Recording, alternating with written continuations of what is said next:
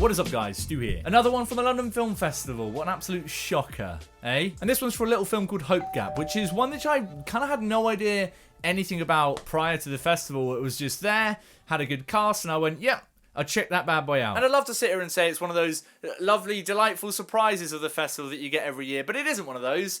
It's a totally average film. So it's going to be a slightly short but sweet one, this, because there's not a huge amount to say here. It's just completely average in almost every sense of the word. And it's directed by William Nicholson, and it stars Annette Bening and Bill Nighy as a couple who are separating. They're going through a divorce, and they have a son played by Josh O'Connor who is visiting, as they tell him, and it's basically a film about the three of them coping with this and working their way through a situation like this. This one is trying very much to be kind of a cutesy, witty sort of British comedy, but it's also a drama, so it's got elements of everything in it. And it didn't really work. It didn't really do that for me. It just felt like a wholly obvious film. It's the definition of obvious. As I said, the cast is really solid. His actors and actresses I really enjoy. I love Bill Nighy's work, and actually he's probably the strongest thing in this film. I don't think he gave a bad performance per se, and his was actually probably the most touching. There's a couple of moments where I was like, I feel you, Bill, I feel you. But Annette Bening's alongside him, and I should adore an Annette Bening performance because I think she's a wonderful actress, and she's definitely has the most to play with here, and she's definitely the one that's giving the most, I guess, interesting performance. I like what she does here on the whole. I think without her performance, this film would be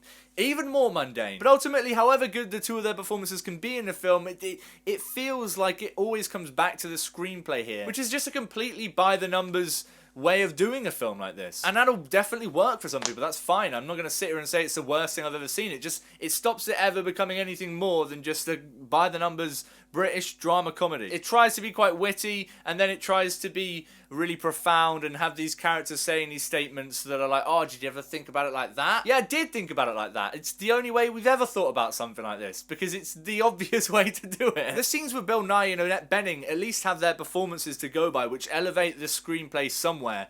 But there are these excruciatingly tedious scenes in between those where Josh O'Connor's character has sort of gone back home and he's chatting with his friends. And he has this friend who's supposed to be this kind of pop in and be wise, I guess, and make him feel certain things, like, oh, he'll get back, and she'll be like, but did you ever stop to think it was you that's going through the divorce, eh? And all of those scenes were just the sort of scenes where you can tell the screenwriter here is thinking, oh, wait until they get a load of this sucker. Sucks me straight out. Josh O'Connor here. I can't off the top of my head think of what I've seen him in before, but I know I have seen him in something. But his performance just feels, like he's just wandering through this film. And again, I just think it comes down to the screenplay. It's incredibly clunky and tedious and obvious and all of those words. I can't really say that William Nicholson's direction has any formal personality at all. It's not like it's wholly terrible. It's not like things are happening where I'm like, oh, that's an outrageously bad choice. It's just that I would have liked to have seen anything that made me think it was a choice.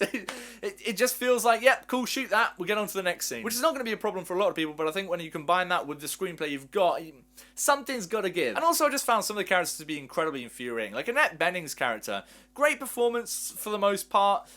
I guess an interesting character in that she reacts to certain situations in a different way, which is always cause for a little bit of comedy, but it also makes you think a little bit. But also, it just made me go, you're annoying. Definitely trying to balance that line where it's like, yeah, she's infuriating, but you feel bad for her, but unfortunately, just thought she was a dick. So yeah, in the end, it's not like I really hated this film, it's just that it didn't really do much for me at all, of anything. The Hope Gap, more like the Nope crap.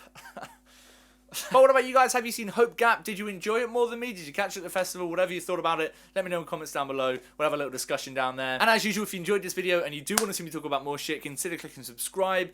You may have seen we've got a video dropping every day from the film festival. There's a whole ton still to come, so don't miss any of those. Subscribe, click the bell icon, make sure you're notified when they do go up. See you guys tomorrow for another one from the festival, but until next time, stay beautiful, mother truckers.